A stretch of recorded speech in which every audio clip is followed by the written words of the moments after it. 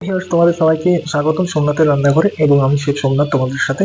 তো আজকে আমরা বানাবো স্বাস্থ্যকর চারাপোনা মাছের ঝোল, যেটা আপনারা বাড়িতে করে সহজেই খেতে পারেন। তো পুরো রেসিপিটা দেখতে থাকুন। এখানে এই ঝোলটা করার জন্য আমি নিয়ে নেবো চারাপোনা মাছ 1 কেজির মতো। এখন আমরা কি করবো, মাছটাকে ভালো করে ধুয়ে পরে ম্যারিনেশন করবো। তার জন্য আমরা দিয়ে দেবো হলুদ 1 চামচ, 1 চামচ লবণ এবং অল্প সর্ষের তেল। এগুলো দিয়ে হয়ে গেলে পরে আমরা বেশ ভালো করে মাছটাকে ম্যারিনেশন করে নেবো। মাছটাকে ম্যারিনেশন করে কিন্তু সাথে সাথে আমরা ভাজবো না, এটাকে আমরা রেখে দেবো 15 থেকে 20 মিনিটের জন্য। ঠিক আছে। ততক্ষণ আমরা নিয়ে নেব একটা কড়াই এবং কড়াইয়ের মধ্যে আমরা ঢেলে দেবো সর্ষের তেল। সর্ষের তেলটা দেওয়া হবে পরে সর্ষের তেলটা একটু গরম হবে, গরম হওয়ার পরে এর মধ্যে আমরা অ্যাড করে দেবো 2টো তেজপাতা, 5-6টা শুকনো লঙ্কা এবং সাথে অল্প পাঁচফোড়ন। পাঁচফোড়ন তেজপাতাটা যখন দেখবো ভাজা হয়ে এসেছে, তখন এর মধ্যে আমরা ঢেলে নেব পেঁয়াজ এবং লঙ্কা। এখানে পেঁয়াজের পরিমাণ 500 গ্রাম এবং লঙ্কা 10 থেকে 15টা। আপনারা ঝাল খেতে চাইলে আর একটু নিয়ে নিতে পারেন। এখানে খাবারটা প্রায় 30 জনের হচ্ছে, তার জন্য একটু পরিমাণটা বেশি নিয়েছি আমি। তো এর মাঝখানে আমি দিয়ে দেবো অল্প আদা থেতো। আদা থেতোটা দিয়ে দিলে কি হবে, একটা খুব সুন্দর মাছের মধ্যে ফ্লেভার আসবে এবং মাছের ঝোলটা পুরো হোটেলের রান্নার মতোই লাগবে। তো দেখতেই পাচ্ছেন পেঁয়াজটা প্রায় কিছুটা জল ছেড়ে এসেছে। এখন এই মুহূর্তে আমরা অ্যাড করে দেবো এর মধ্যে আদা রসুনের পেস্ট। এখানে আমি আদা রসুনের পেস্ট দিয়ে দিচ্ছি 150 গ্রামের মতো। এবং আদা রসুন পেস্টটা দেওয়া হয়ে গেলে পরে এখানে ভালো করে আদা রসুন পেস্টটাকে পেঁয়াজের সাথে ভেজে নিতে হবে। যখন দেখবে আদা রসুন পেস্ট ভেজে উপর থেকে তেল ছড়িয়ে ফেলেছে, তার মধ্যে একটু ফ্লেভারের জন্য আমরা দিয়ে দেবো ধনেপাতা, এবং ধনেপাতাটাকে একটু পেঁয়াজ রসুনের সাথে কষিয়ে নেবো ভালো করে।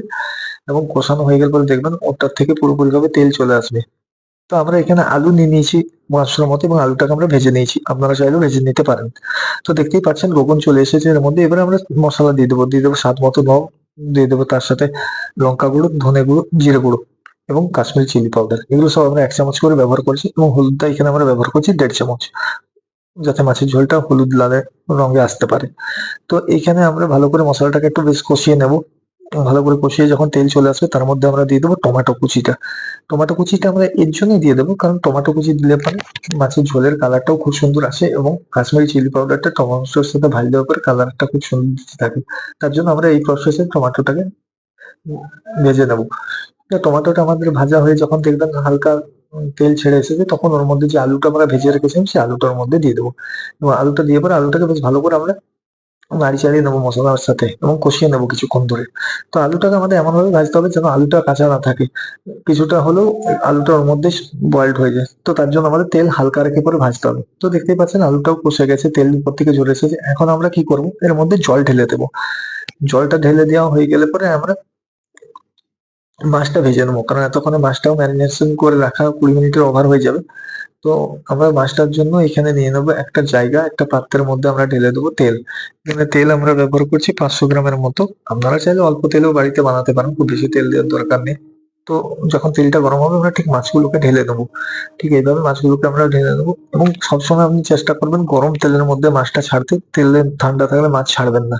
তো দেখছেন আমি ঝোলটাও মাঝে দেখে নিলাম কেমন হয়েছে। এখন আমাদের মাছটাও ভাজা হয়ে এসেছে এক সাইড, তার জন্য সেই সাইডটা আমরা উল্টে নিলাম এবং অন্য সাইডটা ভাজার জন্য রেখে দেবো।